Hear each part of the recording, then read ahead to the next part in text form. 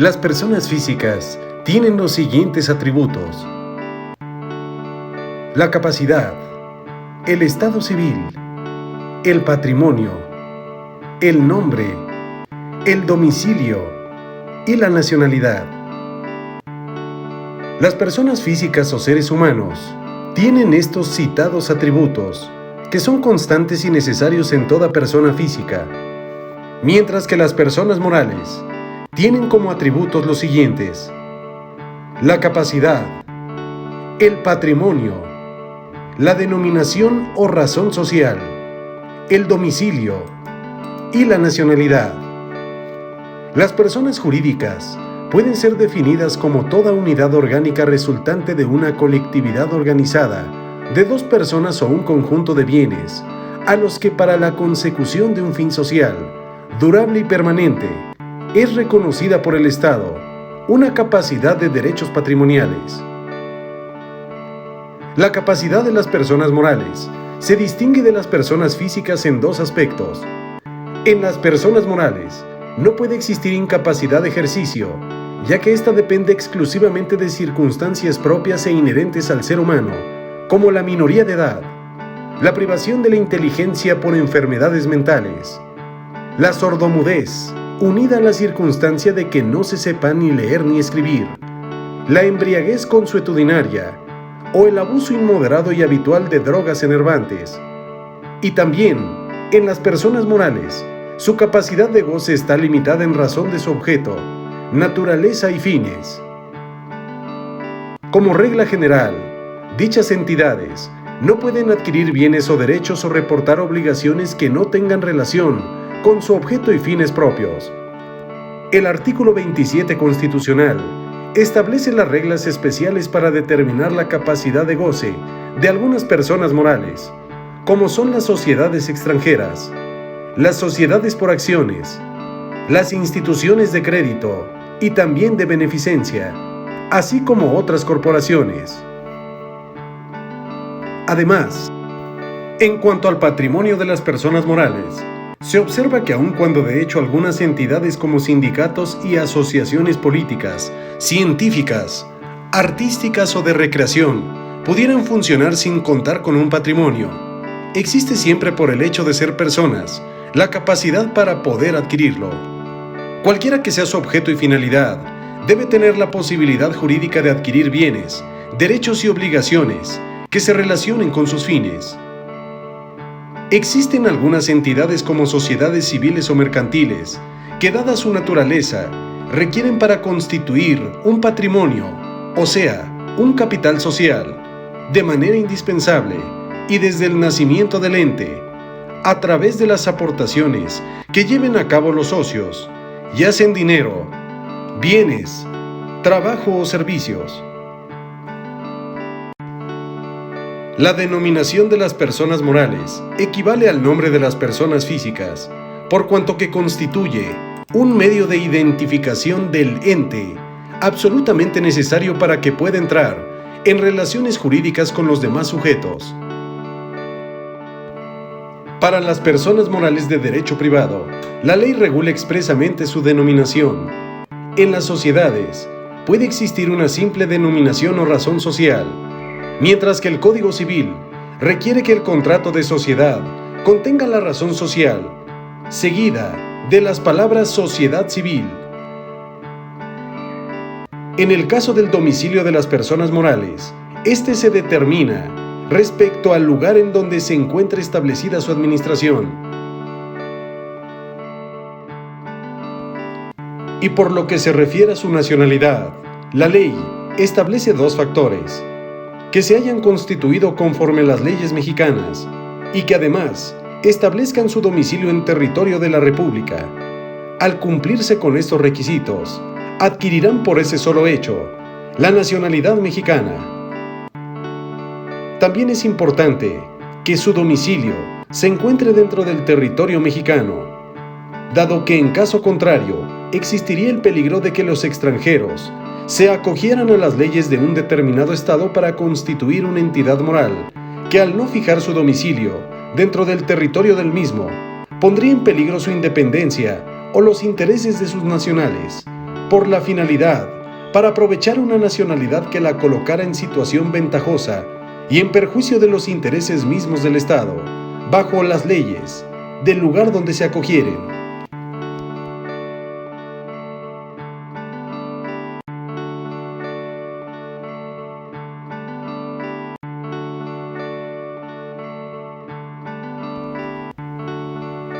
La capacidad es el atributo más importante de las personas.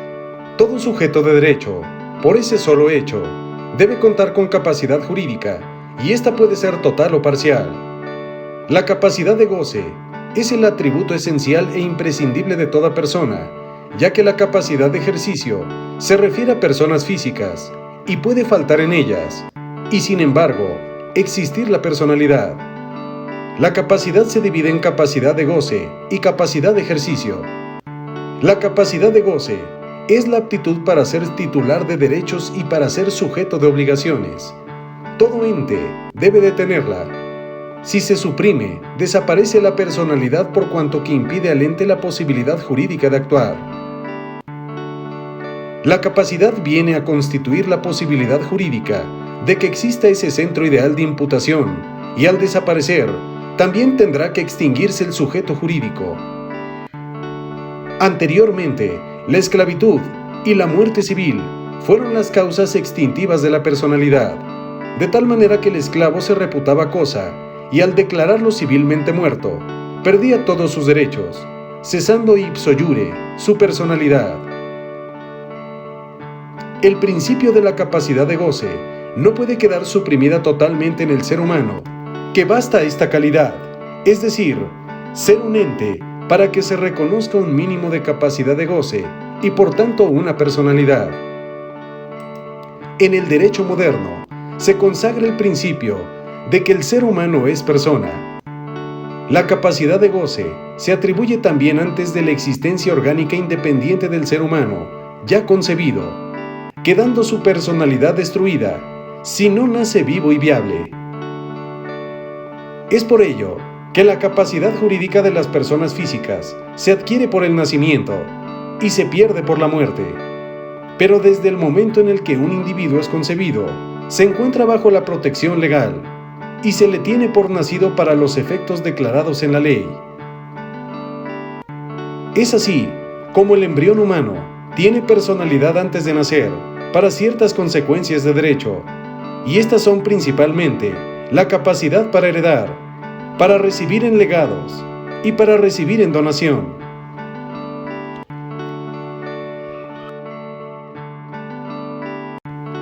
Para que un ser humano sea considerado como viable, debe vivir por lo menos 24 horas y ser presentado vivo a la oficialía del registro civil.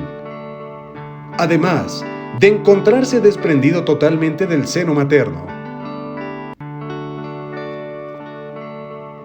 El derecho hereditario parte de la base de que el heredero sea persona en el momento de la muerte del autor de la sucesión. Es por ello que se requiere que el ser humano se encuentre concebido, nazca vivo y además sea considerado como viable.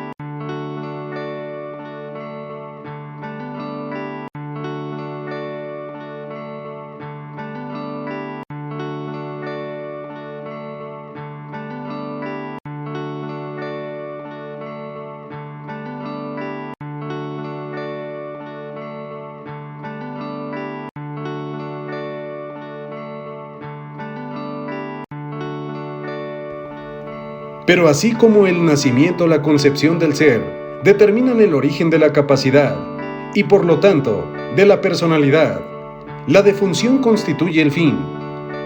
Puede darse el caso de que la muerte, por ignorarse en el momento en el que se realizó, no extinga la personalidad. Esto acontece en las personas ausentes. Cuando se ignora si el ausente vive, o ha fallecido, y la ley no puede determinar la extinción de la personalidad con un dato incierto. Es entonces cuando se formula una presunción de muerte y se regulan ciertos periodos en la ausencia para declarar que el individuo se encuentra ausente para todos los efectos legales, ya que no basta la ausencia de hecho, sino que debe existir una declaratoria judicial de ausencia. La presunción de muerte puede ser anterior o posterior a la muerte real. Un sujeto pudo haber sido privado de personalidad, aún en vida, o el derecho puede seguir reconociendo personalidad a un ser que ya ha fallecido.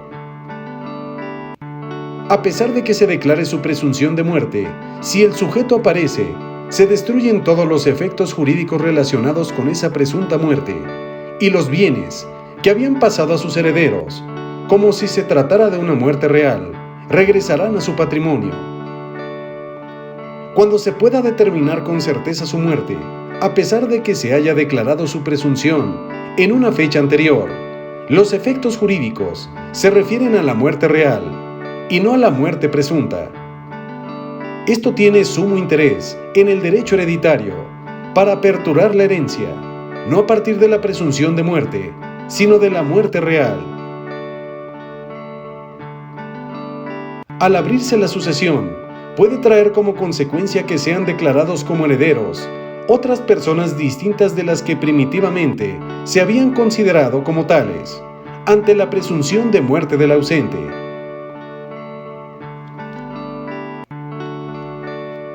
Al determinarse de manera respectiva el inicio y el fin de la personalidad individual, existen diferentes grados de capacidad de goce que pueden tener las personas físicas. Uno de ellos es el grado mínimo de capacidad de goce en el ser concebido, pero no nacido, bajo la condición impuesta en el Código, que debe nacer vivo y ser presentado al registro civil dentro de las 24 horas siguientes. Esta forma mínima de capacidad de goce le permitirá al embrión humano contar con derechos subjetivos patrimoniales, con derecho a heredar, recibir legados o recibir en donación, y también para determinar su condición jurídica de hijo legítimo o hijo natural. Una segunda manifestación de la capacidad de goce es la que se refiere a los menores de edad. En ellos, la capacidad de goce está notablemente aumentada y podemos decir que es casi equivalente a la capacidad de goce del mayor en pleno uso y goce de sus facultades mentales. Pero existen restricciones a la capacidad de goce en los menores de edad. Y por último, el tercer grado lo representan los mayores de edad. Aquí se hace la distinción de mayores en pleno uso y goce de sus facultades mentales y mayores sujetos a interdicción por enfermedades mentales. Estas diferentes formas perturban la inteligencia y afectan la capacidad de ejercicio, mas no la de goce. Desde el punto de vista patrimonial, no le impiden al sujeto ser titular de derechos y obligaciones, pero evidentemente sí afectan la capacidad de goce en cuanto a las relaciones de familia, sobre todo para el ejercicio de la patria potestad, ya que no se cuenta con la aptitud necesaria para ejercitar ese derecho. Como el mayor de edad se encuentra privado de inteligencia o sus facultades mentales encuentran una perturbación, no podrán desempeñar ni la función educativa ni la representativa inherente a la patria potestad o a la tutela en su caso. Mientras que la capacidad de ejercicio es una capacidad que supone la posibilidad jurídica en el sujeto de hacer valer directamente sus derechos, celebrar en nombre propio actos jurídicos, contraer y cumplir sus obligaciones y ejercitar las acciones conducentes ante los tribunales. La incapacidad de ejercicio le priva al sujeto para hacer valer sus derechos. De aquí la necesidad de un representante, que será la persona que haga valer esos derechos o acciones, o bien sea obligado y cumpla por el incapaz o celebre por él todos los actos jurídicos que no sean personalísimos. Se puede definir a la capacidad de ejercicio como la aptitud de participar directamente en la vida jurídica y hacerlo de manera personal. Para la incapacidad de ejercicio también existen diferentes grados. El primero corresponde al ser concebido, pero no nacido, en el cual necesariamente existe la representación de la madre, o en su caso del padre, o de ambos. El derecho permite capacidad de goce para la herencia, recibir legados y donaciones. Los padres, o en su caso la madre, tienen su representación para adquirir los derechos por su conducto y hacerlos valer si fuera necesario. En segundo lugar, se encuentra la incapacidad de ejercicio, que se origina desde el nacimiento hasta la emancipación. Se exceptúan los bienes que el menor adquiera por virtud de su trabajo y se le permite capacidad jurídica para realizar los actos de administración inherentes a esos bienes.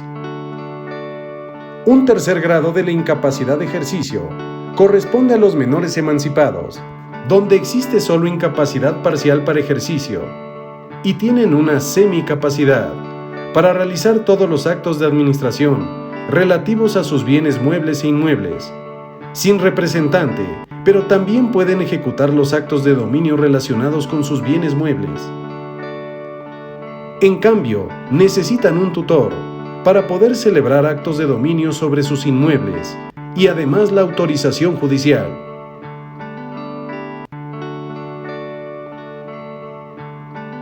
Un cuarto grado en la realización de la incapacidad de ejercicio le corresponde a los mayores de edad privados de inteligencia o cuyas facultades mentales se encuentran perturbadas.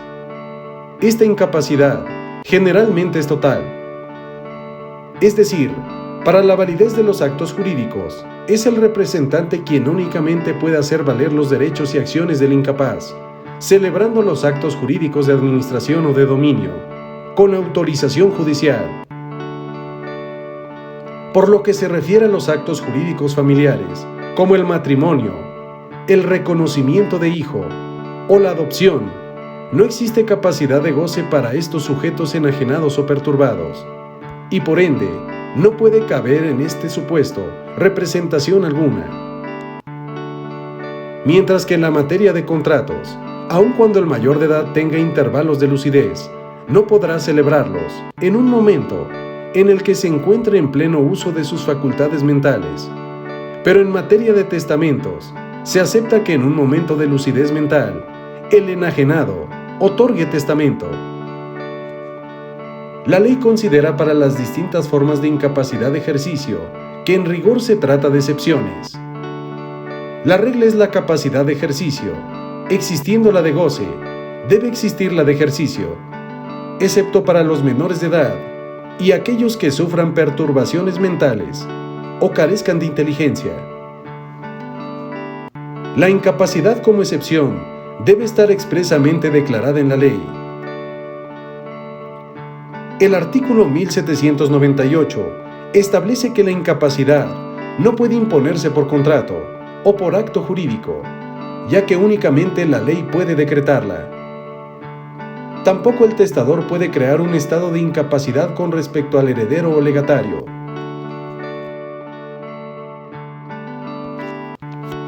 Al excluirse los 4 grados de incapacidad, tenemos la plena capacidad de ejercicio de los mayores de edad. Esta capacidad de ejercicio los faculta para contratar, pero en ocasiones no resulta bastante para celebrar actos jurídicos especiales. Por eso se distingue al lado de la capacidad general del mayor de edad, en pleno uso y goce de sus facultades mentales, la capacidad especial, que requiere la ley para llevar a cabo actos de dominio. En la ejecución de actos de dominio, no basta tener la capacidad general por ser mayor de edad, sino la posibilidad jurídica de disponer de los bienes de que se trate. La capacidad para celebrar actos de dominio supone la propiedad, la autorización legal o la del propietario para realizarlos. Estos actos de dominio pueden celebrarse, primero por el propietario, segundo por aquel que sin ser propietario cuente con autorización legal para poderlos realizar, como en el caso de aquellas personas que ejercen la patria potestad y la tutela, previa autorización judicial. Y por último, por aquellas que tienen un mandato especial o una representación voluntaria, facultados para celebrarlos. En los actos de administración no se altera la propiedad de la cosa, ni desde el punto de vista jurídico por enajenación o constitución de gravámenes, ni desde el punto de vista material, por transformación o consumo. Aquí la capacidad es para celebrar actos de administración respecto de bienes ajenos, que además no es tan estricta como para celebrar actos de dominio. Como toda incapacidad de ejercicio impide que el sujeto haga valer directamente sus derechos, celebre actos jurídicos, comparezca en juicio o cumpla con sus obligaciones, la representación legal se convierte en una institución auxiliar y necesaria de la incapacidad de ejercicio, ya que sin ella, aun cuando se tuviera la capacidad de goce, propiamente se carecería de esa aptitud, por la imposibilidad de hacer valer los derechos que por la misma se hubieran adquirido. La representación supone que un sujeto denominado representante actúe en nombre y por cuenta del representado, de tal manera que las consecuencias jurídicas de los actos que realice afecten el patrimonio, la persona o el estatus jurídico en general del representado. Esta solamente se justifica en el mundo jurídico por la necesidad de que los incapaces puedan actuar jurídicamente por conducto de otro. En la representación resulta necesario distinguir dos aspectos. El acto jurídico se ejecuta por el representante en nombre del representado, y también el acto se realiza además por cuenta de este último. Cuando el acto se ejecuta en nombre del representado, las relaciones jurídicas directamente se establecen entre él y los terceros que contrataron con el representante. Pero cuando se actúa solo por cuenta de una persona, dichas relaciones se constituyen directamente entre los contratantes, afectando solo el patrimonio del sujeto por el cual se actuó.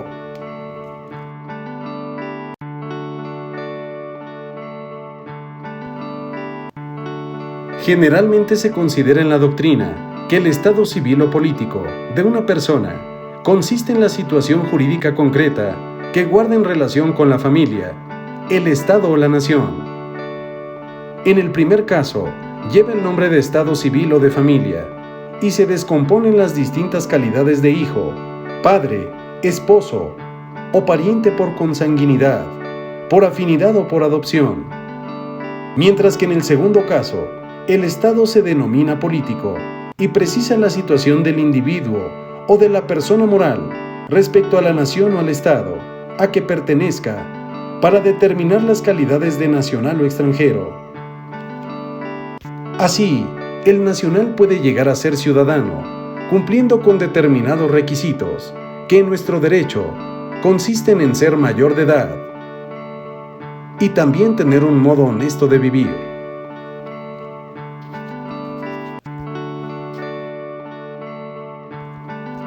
El estado civil de las personas es complejo, ya que se manifiesta en tres distintas direcciones.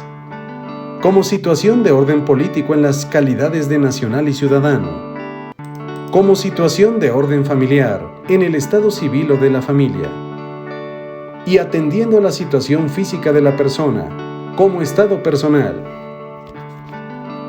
El estado de las personas es el conjunto de las cualidades constitutivas que distinguen al individuo en la sociedad y en la familia. Estas dependen de tres hechos o situaciones, que son la nacionalidad, el matrimonio o concubinato y el parentesco por consanguinidad o por afinidad. Este atributo es fundamental para otorgar la personalidad y también el carácter social o familiar, que aun cuando acompaña generalmente a la persona, no es el soporte esencial e indisoluble de su personalidad. Cuando una persona pierde la nacionalidad y la ciudadanía, es posible que no adquiera esos estados en otro grupo social, es decir, una nueva nacionalidad o ciudadanía. Del estado civil deriva la tesis de que el mismo crea derechos en favor de la persona. Es algo independiente de la misma, que supone previamente su existencia o constitución. El Estado es una cualidad de relación de las personas y no puede separarse de las mismas, ni ser objeto de transacción o enajenación. Tampoco es un bien de orden patrimonial, susceptible de transferencia y de prescripción en forma positiva o negativa. En sentido amplio, el estado de las personas es un valor de orden extrapatrimonial y es indivisible e inalienable. La naturaleza moral del Estado impide a los acreedores de una persona intentar acciones para exigir que se atribuya a ese Estado, cuando les sea desconocido o les sea reconocido con la plenitud de efectos en la hipótesis que afecte parcialmente su situación jurídica. Con relación al estado de las personas, la ley otorga dos acciones fundamentales: la de reclamación de estado y la de desconocimiento del mismo. En la reclamación de estado, se faculta a quien carece de un cierto estado para exigirlo, si se cree con el derecho al mismo. Es aquel que ha sufrido perturbaciones o desconocimiento en su situación jurídica, para que pueda exigir, a través de una acción judicial, el respeto o reconocimiento de su verdadero estado, con todas sus consecuencias jurídicas. Mientras que en la segunda acción, el titular de un determinado estado se encuentra facultado para impedir que otro se atribuya a este o perciba los beneficios morales y patrimoniales inherentes al mismo. El estado civil de las personas puede existir como una situación jurídica calificada, con todas las características de la legitimidad, por realizarse los supuestos normativos, constitutivos de la misma, o como una situación de hecho, que en lo absoluto carezca de legitimidad. En el derecho, la posesión es un estado de hecho que revela un poder físico del hombre sobre las cosas y que produce consecuencias jurídicas. Es un concepto que pertenece al orden patrimonial. En el Código Civil vigente, al reglamentarse la situación jurídica de los hijos legítimos y naturales, se alude a la posesión de estado de hijo legítimo o natural. Esta normatividad establece que la prueba de esa posesión se realiza demostrando que el hijo ha sido tratado por el presunto padre o por su familia como hijo del primero y que éste ha proveído a su subsistencia, educación y establecimiento.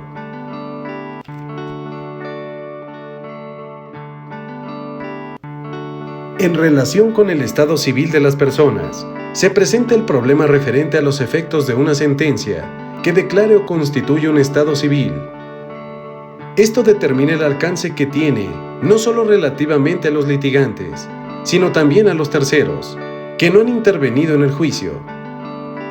Es un principio de derecho procesal, donde la sentencia solo surte efectos entre las partes litigantes. La sentencia ejecutoriada constituye la verdad legal, aun cuando en ocasiones no corresponda a la realidad. En el derecho, se parte de la existencia de una sentencia que pasa en autoridad de cosa juzgada y que constituye como una resolución definitiva. Desde este punto de vista, se convierte en indiscutible. De esta forma, una vez que por cierto juicio se investiga, por ejemplo la paternidad o la filiación, queda determinado el estado, y esta situación, que es de desearse por sus consecuencias de orden práctico, puede crear problemas en cuanto que para un determinado sujeto pueden existir pruebas a efecto de demostrar que aquel que goza de un cierto estado, por sentencia, no tiene el mismo. Y si en un juicio logró demostrarlo, puede deberse a que su contrario no presentó las pruebas suficientes o que no hubo un descuido en la prueba. Es por esta razón que se desprende que las sentencias relativas al estado civil surten efectos respecto de terceros, ya que estos no pueden excepcionarse en cuanto a las mismas, alegando que no fueron parte en el juicio, a no ser que se justifique que existió colusión entre los litigantes con el propósito de perjudicar al tercero de que se trate. En las sentencias declarativas del Estado civil, en ocasiones la ley otorga la acción o la excepción solo a un sujeto. Una vez intentada la acción, entonces la sentencia tiene carácter absoluto, ya que nadie puede discutir ese estado civil. La ley no permite, fuera de determinadas personas, que la acción se intente por los terceros en general. De aquí que la posibilidad de que aún cuando sea sentencia declarativa de un estado, como ya nadie puede intentar la misma acción, no existirá ocasión en cuanto a terceros para discutirla. Y aquí es en donde la sentencia tiene validez universal y oponible frente a terceros.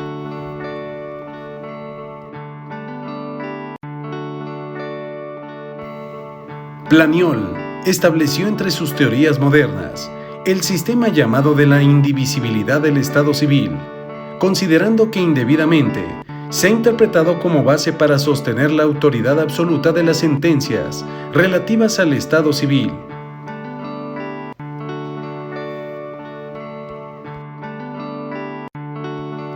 Mientras que Bonnecas estima que la tesis sostenida por la moderna jurisprudencia es absurda, sin que en verdad en la doctrina se haya llegado a un acuerdo, pues en tanto que es indiscutible que las sentencias, en relación con el nombre de las personas, tienen un valor absoluto.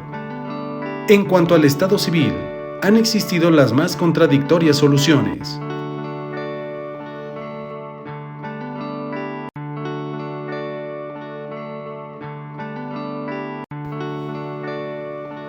Al constituir el estado civil de las personas, una situación jurídica que se determina por la relación que las mismas guardan dentro del seno de la familia, se puede considerar como fuentes de ese estado al parentesco, al matrimonio, al divorcio y al concubinato. El estado civil de las personas origina determinados derechos subjetivos, unos patrimoniales, y otros que no tienen ese carácter. Existen derechos de heredar en la sucesión legítima, así como para exigir alimentos y llevar el apellido de los progenitores.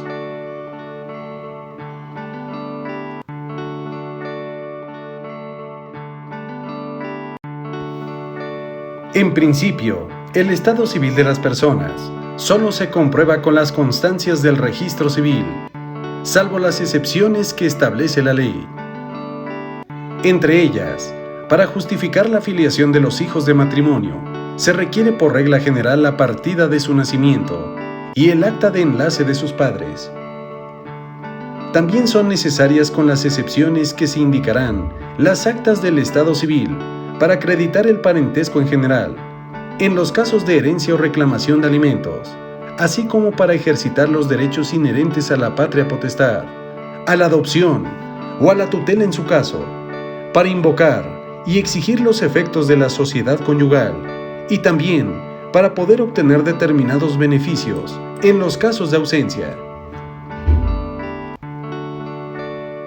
El registro civil es una institución que tiene por objeto hacer constar de una manera auténtica, a través de un sistema organizado, todos los actos relacionados con el estado civil de las personas, mediante la intervención de funcionarios estatales, dotados de fe pública, a fin de que las actas y testimonios que otorguen tengan un valor probatorio pleno, en juicio y también fuera de él. El registro civil no solo está constituido por el conjunto de oficinas y libros en donde se hacen constar los mencionados actos, sino que es fundamentalmente una institución de orden público que funciona bajo un sistema de publicidad y permite el control por parte del Estado de los actos más trascendentales de la vida de las personas físicas, como su nacimiento, el matrimonio, el divorcio, la defunción, el reconocimiento de hijos, la adopción, la tutela y también la emancipación.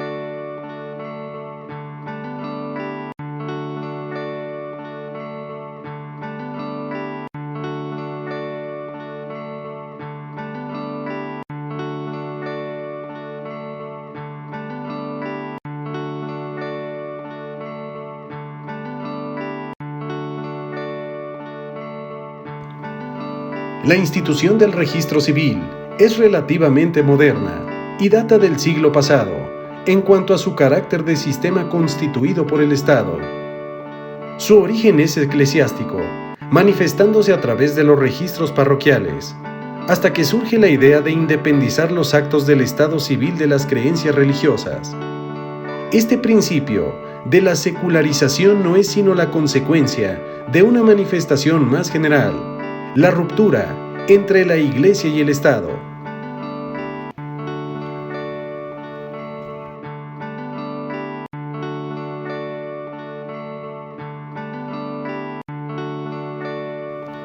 Las actas del registro civil son instrumentos en los que constan de manera auténtica los actos o hechos jurídicos relativos al estado civil de las personas. Deben hacerse constar en los libros que señala la ley, dando fe de los mismos, el oficial del registro civil competente. En las actas del registro civil intervienen el oficial del registro civil, que las redacta y autoriza, las partes, los testigos y los declarantes para ciertos actos como el nacimiento o la defunción. Las partes son las personas de cuyo estado se trata, constituyendo el objeto del acta. Los testigos son aquellos que hacen constar la veracidad de algunos hechos mencionados en el instrumento, y los declarantes son las personas que comparecen ante el oficial para informarle sobre los hechos que está encargado de hacer constar en las actas, como las de nacimiento o defunción.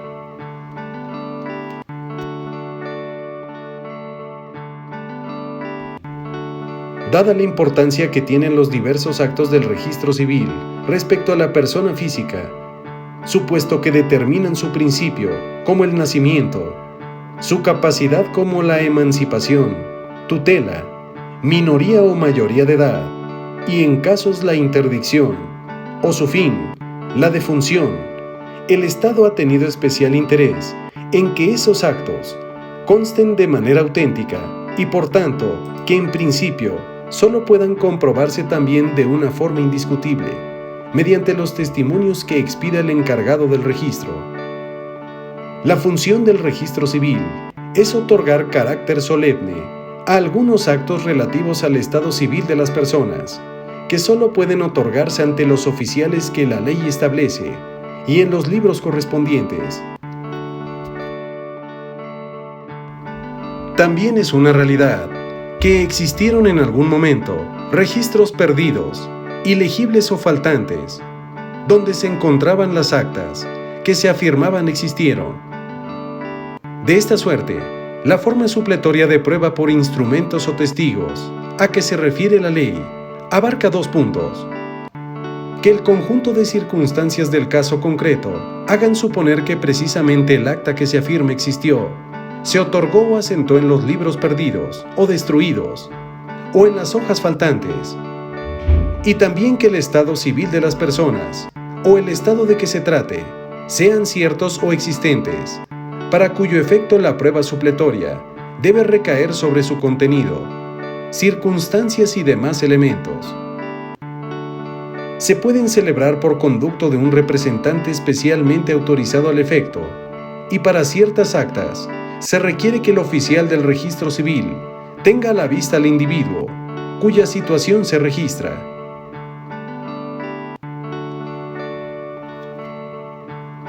Dada la importancia de las actas del estado civil, se exige que los testigos sean mayores de edad, circunstancia que no se requiere para los testigos en juicios civiles o penales, bastando solo con que tengan la edad necesaria para poder informar conscientemente.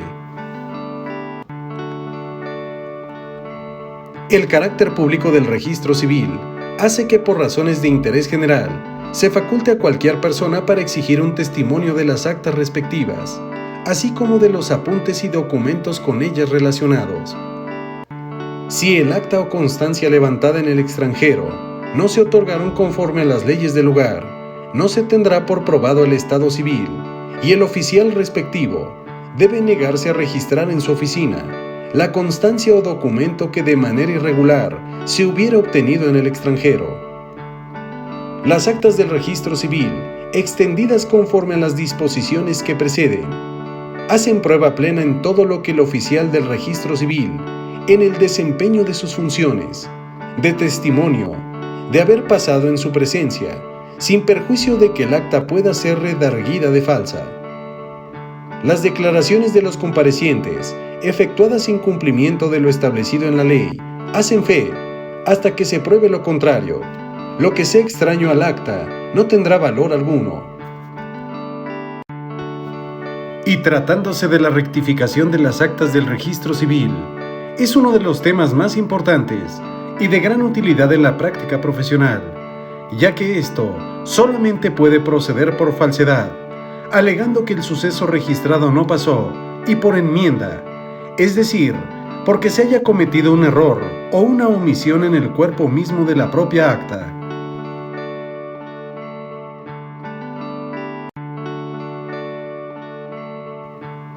El domicilio es un atributo más de la persona y se define como el lugar en el que una persona reside habitualmente, con el propósito de radicar en él. De esta definición se desprenden dos elementos: la residencia habitual, o el dato objetivo susceptible de prueba directa, y el propósito de establecerse en determinado lugar, o sea, que no podemos apreciar siempre mediante pruebas directas, pero que sí es posible comprobar a través de interferencias y presunciones.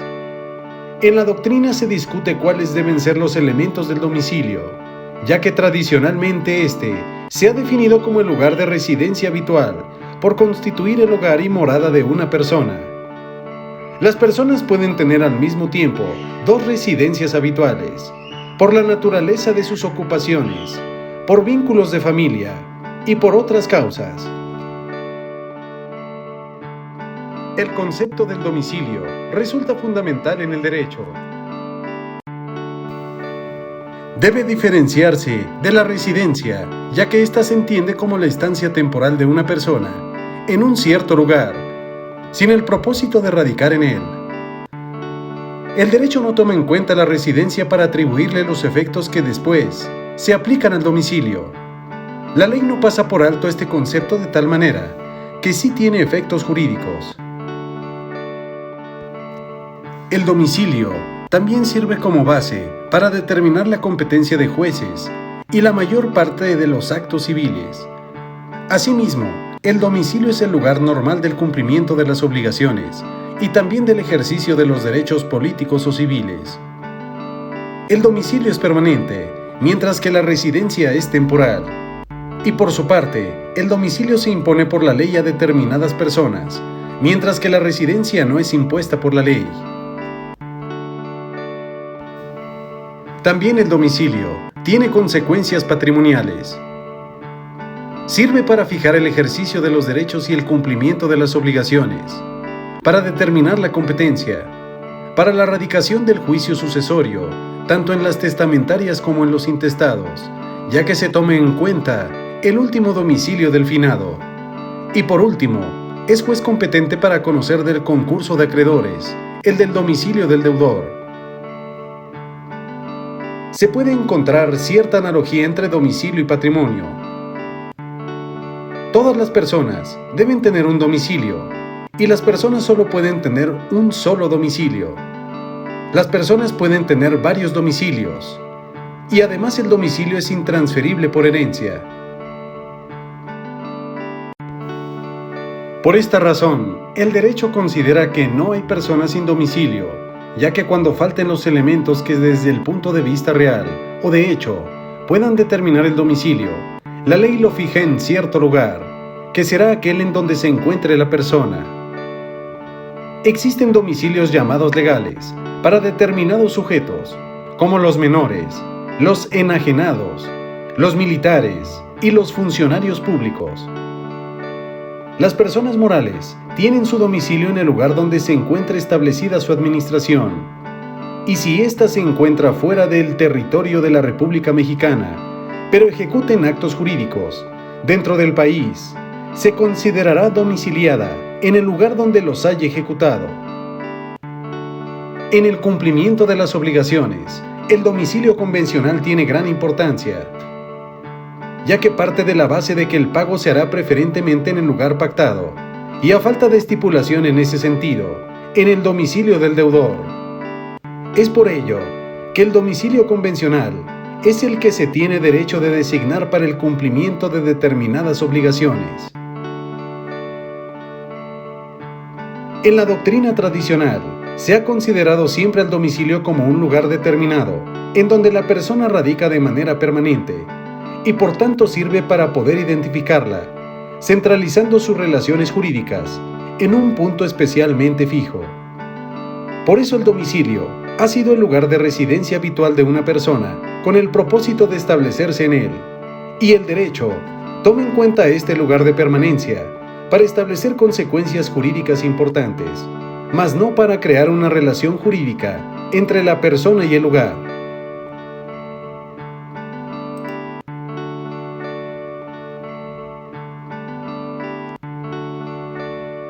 Uno de los temas más importantes por sus efectos prácticos es el relativo a determinar las consecuencias jurídicas del domicilio.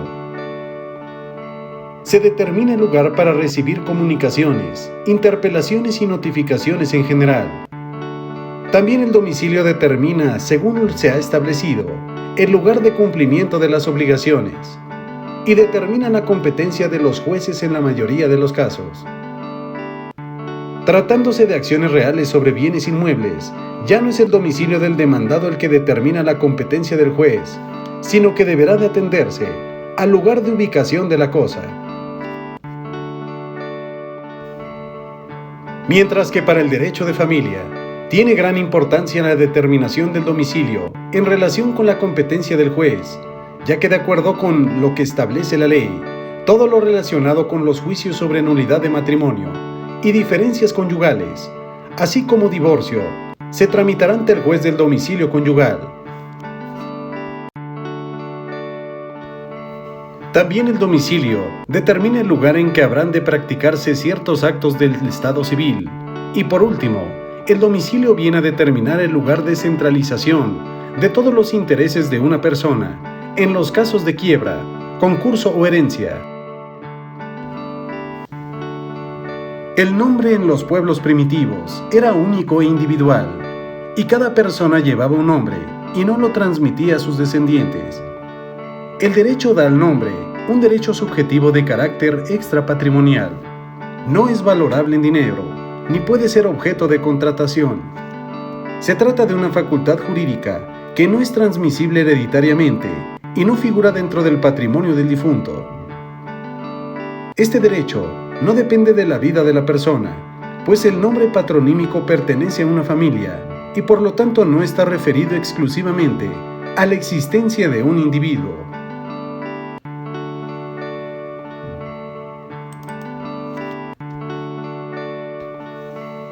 El nombre se confiere en el momento en el que nace una persona, de ahí que sea una facultad inherente a la misma, que no le corresponde por herencia, sino que el derecho le atribuye en su calidad de tal, independientemente del problema jus naturalista relativo a la eminente calidad de la persona humana, para su debida individualización y tutela por el derecho objetivo. El nombre cumple una función de policía administrativa para la identificación de las personas y desde el punto de vista civil constituye una base de diferenciación de los sujetos para poder referir a ellos consecuencias jurídicas determinadas.